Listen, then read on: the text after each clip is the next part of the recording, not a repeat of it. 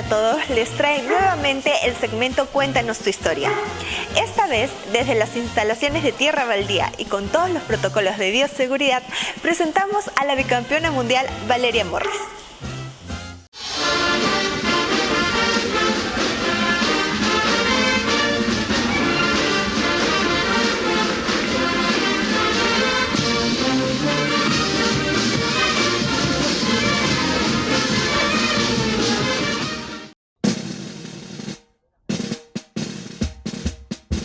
Bueno, yo inicié cuando tenía 8 años, 9 años, empecé con Verónica Pujazón, porque en realidad yo venía de bastantes actividades, hice ballet, hice karate, hice natación, hice de todo un poco. Entonces, en el lugar donde yo hacía karate, cuando terminaba esa clase venían las clases de marinera que eran de Verónica, entonces poco a poco me fue llamando la atención. Mi tía en realidad empezó bailando y luego ya empecé yo a bailar.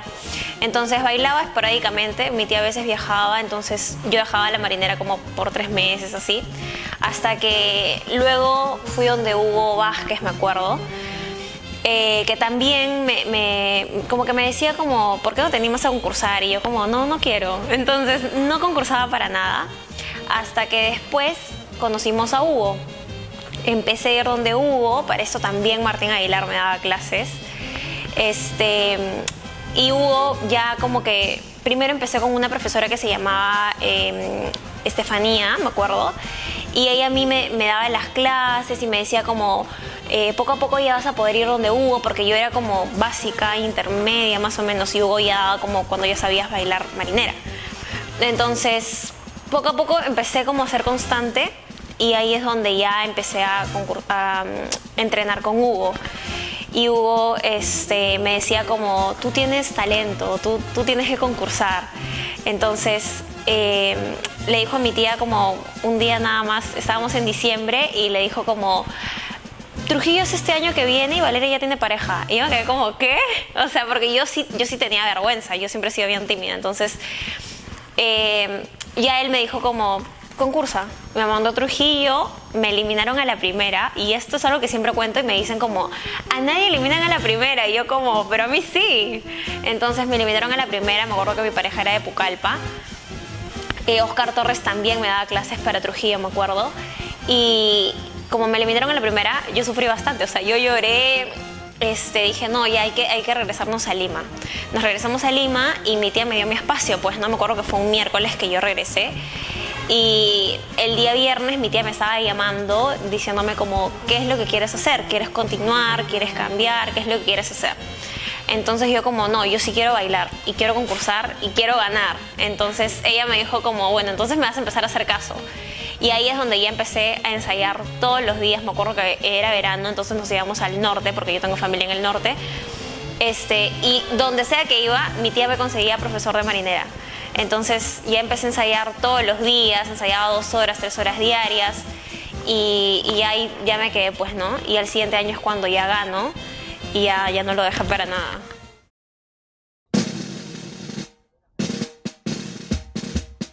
Como te comentaba, yo venía de haber perdido el año pasado, en el 2014, y era difícil, ¿no? Porque es como que te eliminan a la primera y lo siguiente que viene es como, bueno, ya voy a pasar al menos hasta el domingo.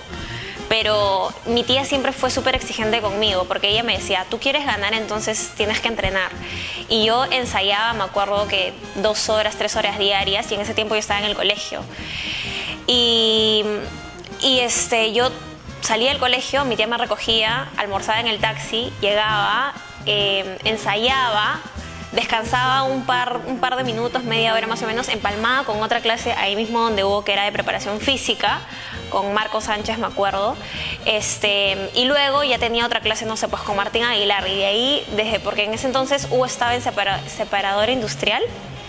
Entonces desde ahí me iba hasta Surco, porque Martín Aguilar estaba en Surco. Y así era, o sea, yo realmente entrenaba mañana, tarde y noche. Me olvidé de las reuniones con los amigos un ratito, que voy a la casa de la amiguita, no había nada de eso para mí, ¿no? Entonces ahí es donde ya venía el concurso de Plaza Norte, conozco a Rafael, que llamó a la academia porque estaba buscando una pareja Nobel, Hugo nos emparejó y desde ahí empezamos a salir a todos los concursos, ¿no? Entonces en Plaza Norte quedé tercera y ahí me picó el bichito y ya empecé como que a entrenar. Y bueno, fuimos a Trujillo, pues, ¿no? Y en Trujillo seguíamos ensayando y o sea, fue muy curioso porque nosotros desde el inicio pasamos primeros. Entonces, la primera vez que nos llamaron primeros fue como, estamos arriba de tantos concursantes. La segunda vez también nos llamaron primeros y nosotros como que, wow, esta es bastante responsabilidad, ¿no? Y poco a poco fuimos avanzando hasta que llegó el domingo y al final ganamos, pues, ¿no? Y fue bonito porque de verdad que fue bastante esfuerzo. Bueno, yo creo que también, o sea, como cuando yo concursé en Nobel tenía como 15 años y cuando he ganado en juvenil ya tenía como 19. Entonces, yo creo que además de la madurez, es como también tienes que expresar algo distinto con tu pareja, ¿no? Entonces creo que cada experiencia fue distinta y también la exigencia fue distinta porque en Nobel mi pareja era de Arequipa, entonces venía algunos fines de semana y no era igual el ensayo, ¿no? En juvenil sí era distinto porque, bueno, Juanpa sí es de acá de Lima, entonces tratábamos de que todo cuadre, ¿no? Pero creo que nos costó un poquito más en juvenil porque ya uno tiene los temas de la universidad y yo creo que la universidad tiene mucha más carga que el colegio. Entonces, yo creo que en ese tiempo para nosotros fue bien difícil como tratar de cuadrar los horarios, trabajos de la universidad. Me acuerdo que a veces entre un ensayo y otro teníamos como ese camino para hacer nuestras tareas y estábamos con la laptop o con el celular entrando a nuestros trabajos para terminarlos. Y creo que también es una cuestión de que la situación te exige mucho más, ¿no? Entonces ya yo tenía también como que definirme un poco más porque quizás en el Nobel recién me estaba definiendo y en juvenil ya o sea, ya sentía que yo tenía que estar como definida, ya tenía que sentir como, bueno, esta es mi esencia para poder sentir que realmente lo estaba haciendo bien, ¿no? Entonces creo que ese proceso fue un poco más complicado. En juvenil, claro, en juvenil ya sentía como que poco a poco me estaba como alcanzando lo que quería, pero a la vez sentía más responsabilidad. Porque obviamente cuando tienes 15 años cuentas con el apoyo, no sé, pues en este caso yo de mi tía, ¿no? Que era la que prácticamente me daba todo. En juvenil ya fue un poco más distinto. Mi tía ya no iba a los ensayos y era una cuestión de que yo tenía que tomar conciencia de cómo lo estaba haciendo, si lo estaba haciendo bien. Ya no estaba mi tía mirándome y diciéndome, oye, puedes mejorar esto, oye, el otro no. Entonces ese proceso sí fue un poco distinto, ¿no? Porque ya uno como que empieza a sentir que ya tiene como que ser un poco más independiente. Entonces creo que eso sí fue lo que me marcó bastante en juvenil.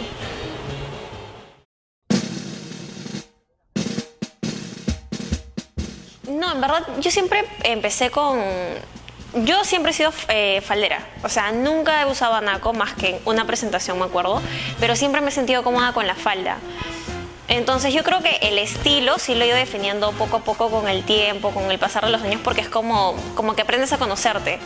Entonces poco a poco me fui conociendo un poquito más, mis profesores también como que creo que me guiaron súper bien y ahí es donde ya descubrí que mi estilo era bien elegante, porque hay falderas que son bien tradicionales, por ejemplo, pero por mi cuerpo, por mi forma de ser también, yo creo que ya me quedé con ese estilo como bien elegante, ¿no?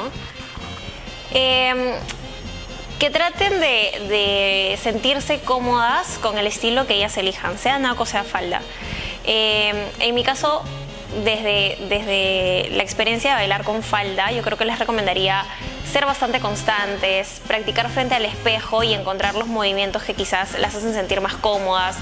No siempre el movimiento del brazo que quizás me hace sentir cómoda a mí te hace sentir cómoda a ti, o mi forma de llevar la falda también te hace sentir cómoda a ti. Entonces yo creo que es importante autoconocerse para que así tú como que encuentres la forma que más se acomoda a ti, que más te define y de esa forma puedas también expresar algo distinto, ¿no?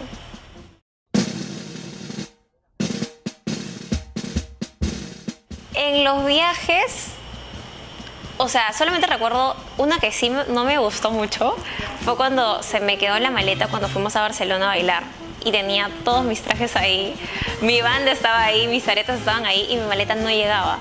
Y me acuerdo que teníamos una presentación y yo no tenía banda, Entonces fue muy frustrante porque la maleta de todos llegaron, excepto la mía. O sea, también viajamos con Pamela, que también era campeona Nobel, y su maleta llegó al día siguiente. La mía iba a llegar al día siguiente, pero no llegaba, entonces yo estaba preocupada. Y me acuerdo que hablaba por el teléfono y sentía como frustración de que los de la aerolínea no me den soluciones. Entonces yo me acuerdo que lloraba, pues, ¿no? Y me daba un poco de vergüenza porque todo el mundo me veía a mí como triste por mi maleta. Esa puede ser una experiencia un poco fea, un poco no tan bonita. Y después una experiencia como graciosa, ay, no sé.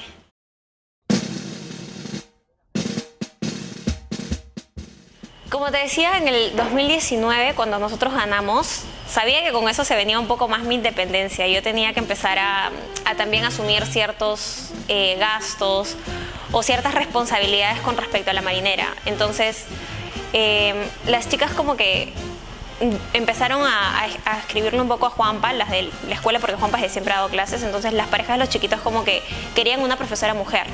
Entonces Juan Pablo dijo como, bueno, puede ser Valeria, ¿no? Entonces empecé con una que es infantil, y como que empecé a agarrar el gusto a dar clases, ¿no? Entonces ya después poco a poco empecé como, bueno, sí quiero dar clases, sí me gusta dar clases. Y así fue como poco a poco inicié en este mundo de la enseñanza, pues, ¿no? Y sigo todavía. Yo creo que es muy difícil porque si yo estuviera en la posición de que estoy tomando clases virtuales, siento que no sentiría la misma motivación, porque no es lo mismo escuchar la música en vivo, que no se te corte por el internet. Pero al inicio yo me rehusaba a dar clases virtuales. Yo daba presenciales y Juan Pablo me decía como, ¿cuándo vas a empezar a dar virtuales? ¿No? Porque algunas quieren ensayar y yo como que no, ¿qué pasa esto? Porque al inicio pensaba como, bueno, son 2 semanas, es un mes, ¿no? Hasta que se empezó a hacer como que más largo y obviamente yo tenía deudas, tenía cosas que pagar, entonces era como, ya necesito dar clase. Y la obligación, o sea, prácticamente estaba entre la espada y la pared de ya empezar a dar clases virtuales, ¿no? Entonces al inicio fue un poco complicado porque había que hacer espacio en casa, que todo el mundo salga del cuarto en el que estoy dando clase para que no haya bulla, ver el tema del internet, de la cámara. Entonces al inicio sí fue un poco complicado. Y además que cuando empecé a dar virtuales, yo de frente empecé a dar grupales. Y no es lo mismo porque yo presencialmente no doy grupales, siempre doy individuales. Entonces, acostumbrarte a dar grupales, acostumbrarte a dar virtual y con toda la familia en casa era un poco complicado al inicio. Pero creo que al final, o sea, tiene su parte buena porque puedes darle clase a gente que quizás no está aquí. O sea, por ejemplo, tengo alumnas de Ica, de Chincha. Entonces, tú más o menos como que dices, quizás es una forma también de poder llegar a otros lugares sin que ellos tengan que estar aquí, ¿no? Entonces empecé a dar clases así y creo que a la larga sí nos ha ayudado muchísimo. Aunque no es lo mismo porque a veces yo siento la necesidad de tocar el brazo como para que muevan distinto el brazo, o de hacer fuerza para que quizás levanten un poquito más las piernas, pero ahí estamos acomodándonos todavía.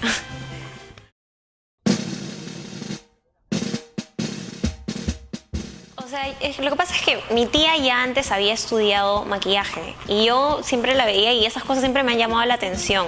Cuando empecé a bailar y me empezaron a maquillar, yo empecé a sentir como mucho más gusto, me interesaba, veía tutoriales o me gustaba el hecho de tener que ir a una cita, sentarme y escuchar sobre maquillaje, ver marcas. Entonces ahí me empezó a gustar y cuando yo viajaba tenía la necesidad de maquillarme sola. Al inicio me maquillaba a mi tía, pero como peleaba con ella, ya ella como que, ¿sabes qué, Valeria? Te maquillas tú sola. Entonces empecé a maquillarme yo sola y me empezó a gustar.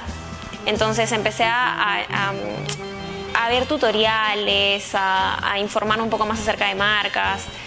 Y ya y lo empecé a hacer por puro gusto, ¿no? Tomé clases con la intención de aprender un poco más, de tener un conocimiento básico, ¿no? Hasta que, bueno, ya después yo tenía miedo pues de iniciar a maquillar, ¿no? O sea, siempre he sido un poco tímida para dar pasos nuevos y creo que como a todos siempre da como un poco de temor empezar algo nuevo. Entonces yo decía como, no quiero maquillar todavía, o puedo maquillar, pero ya porque sí, ¿no? Hasta que me acuerdo que para Plaza Norte, justo en el año en el que gano, teníamos una alumna que quería que la maquille, ¿no? la maquillé y después te dicen como, ¿y cómo es, no? ¿Cuánto es? Entonces tú te quedas como, pucha, sí, entonces es como que ya prácticamente entras a este mundo a trabajar. Entonces eso fue lo primero, ¿no? Después ya, me acuerdo que mi tía me decía como ya tienes que hacer algo para generar tu dinero y cubrir con los gastos, ¿sabes? Yo ya estaba dando clases, ¿no? Y luego Juanpa me decía como, Valeria, pero maquilla, porque las chicas quieren maquillaje. Y yo como que siempre tenía esa duda, ¿no? Hasta que ya después como que hablé con mis papás y les dije como, bueno, mi papá es diseñador gráfico. Y le dije como, ayúdame con el tema del logo porque ya voy a maquillar. Entonces, nada, me apoyaron un montón, empecé a maquillar a unas cuantas primero, después venían los fines de semana con selectivos y con eso tenía más gente. Entonces fue como, me sorprendía bastante, ¿no? Tener como buena acogida. Y ya desde ahí empecé, sigo estudiando, sigo capacitándome y yo creo que gracias a todo eso ya como que ahora ya estoy un poco más establecida en el maquillaje. Pero tú empezaste justamente con maquillaje, pero ahora también maquillas y peinas, ¿o solamente estás dedicada a maquillaje? No, yo maquillo y peino, pero desde el inicio empecé con maquillaje, con peinado también, porque era como... Es que es difícil, ¿no? Solamente maquillar y que después esta clienta se vaya a otro lugar para peinarse. Para uno mismo como bailarina es pesado, entonces imagínate tener a la clienta hacer lo mismo, entonces era un poco incómodo. Y yo poco a poco tuve que empezar a practicar, a peinar y ya, ahora solo peino y maquillo pues. En mis redes me encuentran como @valemorris.makeup.